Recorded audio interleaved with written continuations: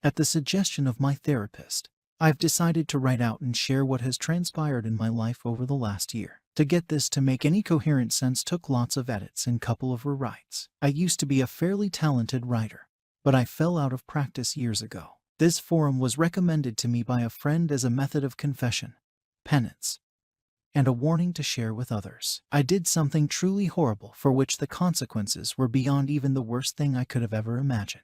I am sharing this with the full knowledge many will despise me for what I did and the events that took place because of my betrayal. Reading my own words is revolting because I know in a very real sense what I did is unforgivable. I understand far too well how needlessly tragic the events that transpired truly were. My hope is simply that my story can be shared with anyone, in any relationship, and perhaps some future betrayal won't happen. More specifically, I hope someone who is currently cheating on their significant other or even thinking about it might read this and it makes them pause. Many might think my example of what can go wrong being unfaithful is an extreme rarity that seldom occurs. I've been told by people far more knowledgeable than I am that my situation is sadly far from unique, but I'm willing to take the hate I will receive by sharing this, if it keeps even one person from breaking the heart of someone they love. I am a 28-year-old female, and I was married to a wonderful man I will call William. 8 months ago, my husband confronted me with proof I had been both emotionally and physically unfaithful. A few days after he confronted me about my infidelity,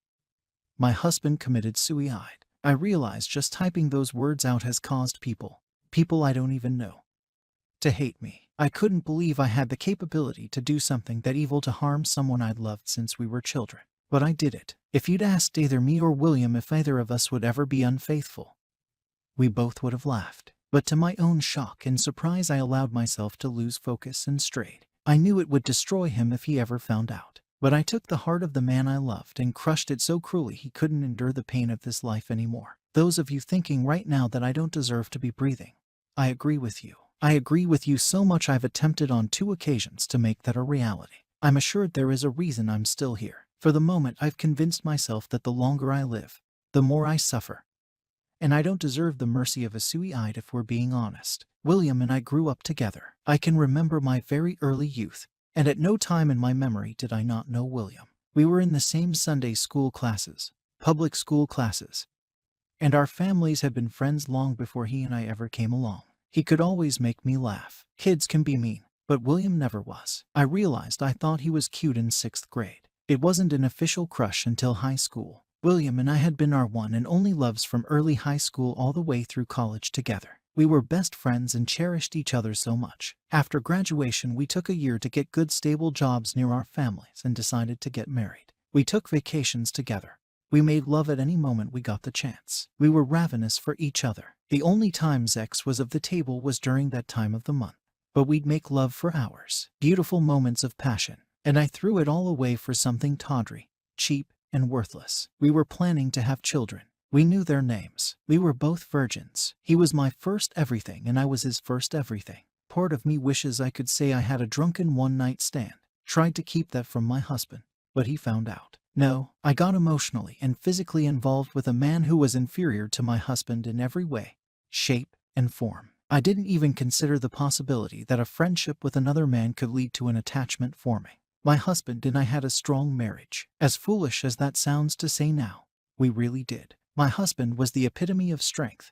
I was the one who was weak. Though before this, I considered myself a strong woman. It's just that no one ever told me that while our relationship was so very strong, no relationship is bulletproof. There is not a day that goes by that I don't wish someone had walked up and shot me the minute before anything I did became secretive. It is an indisputable fact the world would be a far better place with my husband here and alive instead of me. There is no rationalizing away truth like that. I had so many chances to stop it before anything happened, and I had absolutely no reason to allow anything to happen.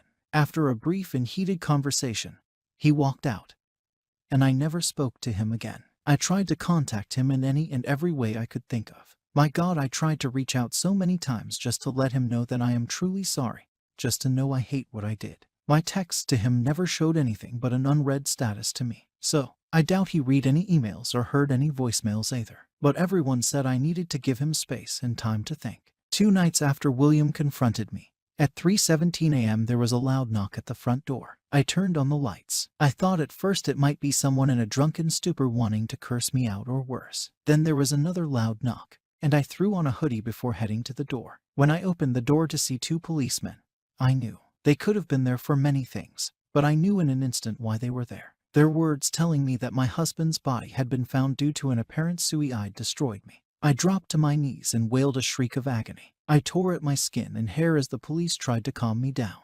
By the time the EMTs got there, I was sitting on the steps rocking back and forth repeating that I was so sorry. Yeah, there was no way I was making it to the funeral even if William's family had allowed any of my family to attend.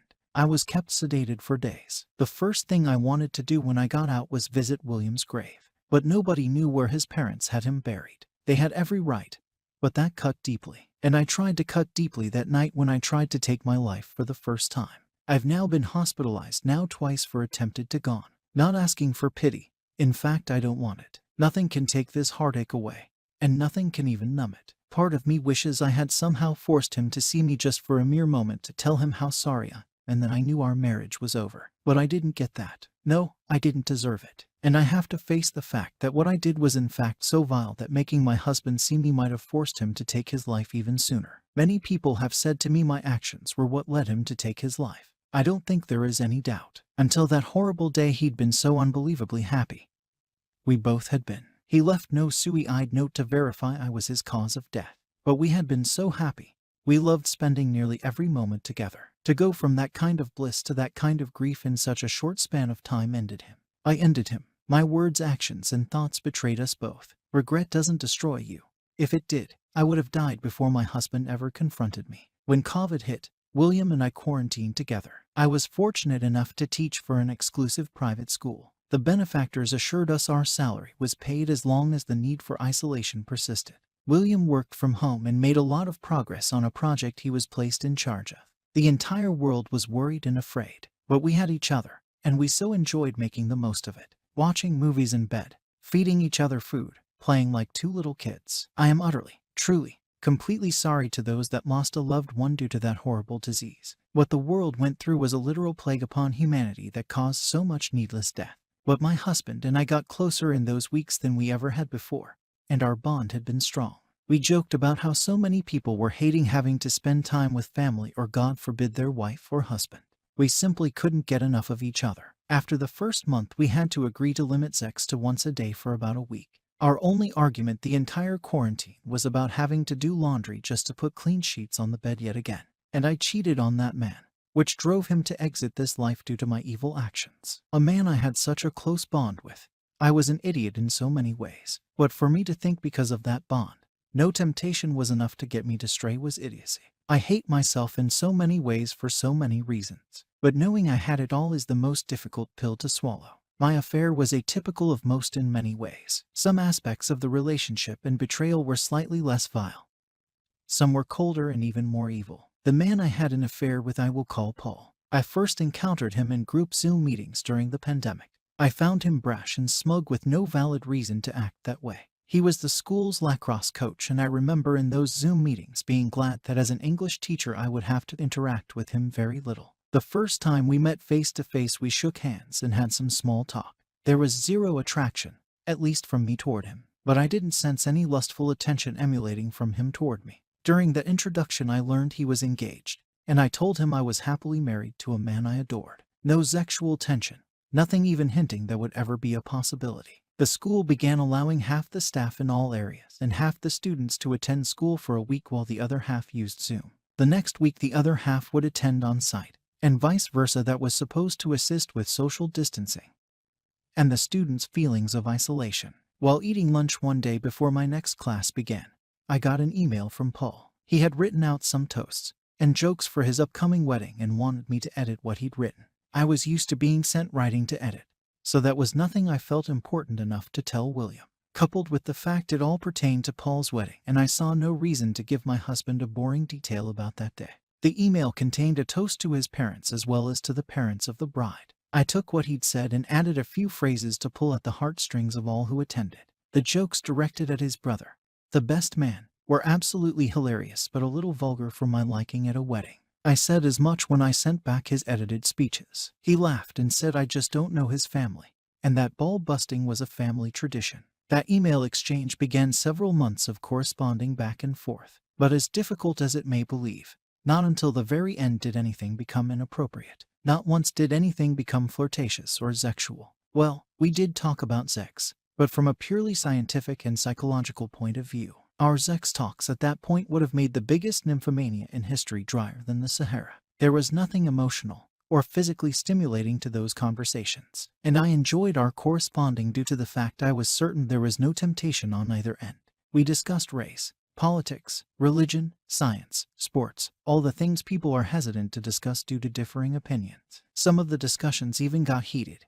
I was called a prude more than once due to my opinions about sex. Yes, I proved him wrong, but I wish to God he'd been right. For the longest time all of this took place during work hours. My husband and I had a landline for emergencies, but as soon as we entered the door at home our smartphones were turned off. Paul didn't even have my number to text until I emailed him with a zinger at the end late in the day. He demanded my number to refute what I'd sent. Dozens of other coworkers had my email, and I thought nothing of that. I seriously don't think Paul had any interest in pursuing me either, as at the time he was smitten with his fiancée. But about a month before their big day, Paul found out his girlfriend had been carrying on an affair with her high school boyfriend for over a year. He was in shock and deeply hurt by the whole situation. I unwittingly became his person to vent to. I don't know where in our string of conversations that things crossed a line, but I began to feel truly sorry for Paul.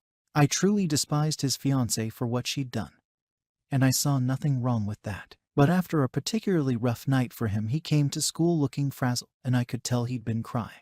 I gave him a hug and talked to him a bit. He asked if I could stay after school to talk, since I had a couple hours after work each day before William got home. I agreed. In hindsight, I realize now what drew me into my conversations with Paul was a different opinion. William and I had discussed most any topic two people could discuss. I knew before his reply what William would say when I asked him a question the vast majority of the time.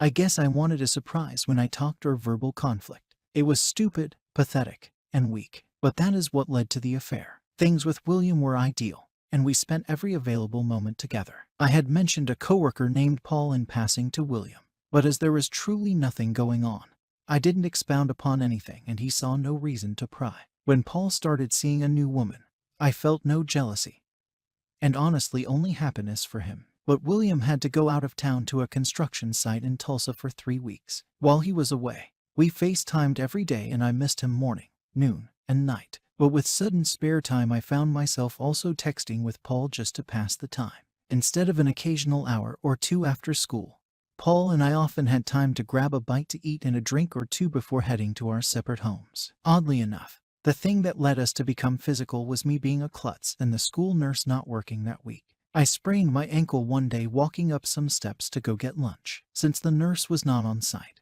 I went to Paul assuming he as a coach had numbing spray or an ace bandage. He was working on my ankle when I happened to notice he had an apparent erection. I was a bit taken aback. He was getting aroused in some way, until I realized from his position he could see slightly up my skirt. I have to admit, for a moment I found the fact I was turning him on was stimulating in some way. I adjusted myself to see if a slightly better view would get him more worked up. He called me out on it. I laughed and told him he could work out his frustrations with his new girlfriend. Suddenly he kissed me, and I pushed him away. He kissed me again and I didn't. We made out for a few minutes before I realized what I was doing. I hurriedly got out of his classroom and made it down the halls to my classroom. I sat in disbelief of what had just occurred. I didn't plan for it to happen, and I was certain Paul didn't either. I didn't know if I should call William and tell him that moment or wait until he got home that night. But when I talked to Paul after classes, he apologized, urged me not to bring any conflict into my marriage and remain just friends. I didn't want to give William more to stress about as he was out of town and focused on his job assignment.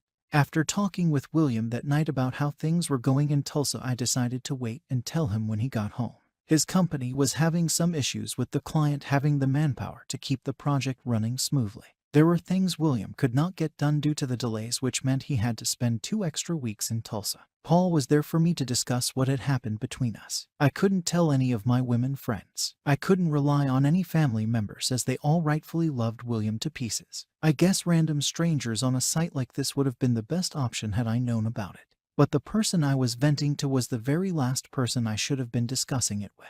One Friday after work, Paul and I went to a new restaurant near the school for dinner. We sat at the bar and had a few drinks as I explained how unsettled I felt knowing I had to tell my husband what had happened. He asked me how I thought William would take the news, and I told Paul he might want to call in sick the day after. I told William just in case. He asked if I seriously thought William would beat his butt, and I told him no. But I knew it would mean the end of Paul and I conversing and messaging. And rightfully so. Paul confessed he didn't think he would have made it through his breakup if it hadn't been for me. I assured him I was glad to be of assistance and didn't regret helping him. When the realization our friendship would end sunk in, I think we were both a little depressed. I drank too much. He drank too much, and I ended up back at Paul's apartment doing a lot more than kissing. As soon as it was over, my conscience kicked in. Yes, it should have kicked in long before, but I knew beyond all shadow of any doubt my marriage was over and done with. William and I both had said society has allowed far too many second chances for people that didn't deserve them. Yes, humans do make mistakes. While we both believed anyone who cheated did deserve a second chance, it could never be with the one they betrayed. Life might give them the opportunity to love someone else again, but any opportunities with the cheated spouse was totally undeserved and detrimental to both parties. Things got very complicated when William arrived home from Tulsa. I happened to be having my period, so I knew there would be no intimacy between us, thankfully. Not in a million years would I have subjected my husband to any diseases. Regardless of how much I wanted to make love to William one last time, I couldn't allow that to happen. I wrote out a long letter to William confessing what I'd done and planned to give it to him after a face-to-face confession. To this day, I don't know what happened for William to discover what was going on. For all I know, he had been monitoring my online conversation with Paul from day one. I never got to ask him how he discovered my betrayal, and the realization he'd learned what I'd done before I had the chance to tell him caused me to fall to my knees and swear I planned to tell him. William didn't believe that, and I wouldn't have either. He had a stack of the texts between Paul and I printed out, though I didn't deny any of what he accused me of. That honesty came far too late. He packed a few things in a suitcase and left me on a Monday evening. Wednesday night he drove to a shopping center, parked his car, and took his own life. To know I had destroyed our relationship was torture to my soul like I'd never known.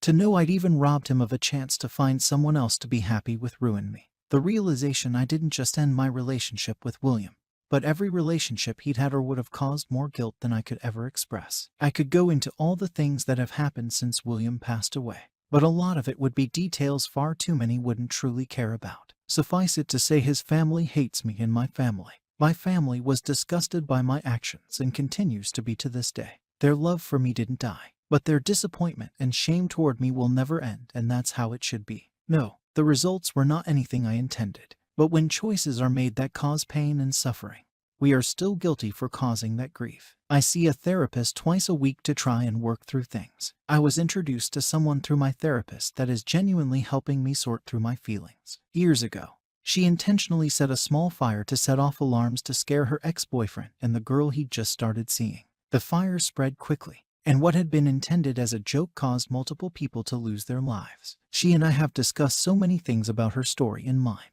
Things can never be the way they once were, nor should they be. But if I am to keep living, I need a plan to make what is left of my life as meaningful as possible. So that is basically my story. Anyone who wants to post messages of hate for me and tell me what a wretched person I am, go right ahead. I won't be replying to it, but if it helps you get rid of any rage you have, make me your verbal punching bag. Those with specific questions I will answer as best I can, no matter how much some things may hurt to discuss or admit. For those that read this who have been cheated on, yes, many of you may have been intentionally betrayed, but those who had a significant other who was just as perplexed why they cheated as you were, listen to my story. It doesn't make one damn thing I did right, just the opposite. But if it helps you to understand that you did little to nothing to cause the infidelity, so be it. Those unrepentant cheaters, I hope you do read my cautionary tale and know that you have the ability to destroy. You won't just be destroying someone else. You will be destroying your relationship with many people and a huge part of yourself. I realize I have no room to preach to or judge anyone except myself. I just don't want anyone to find their William and lose them.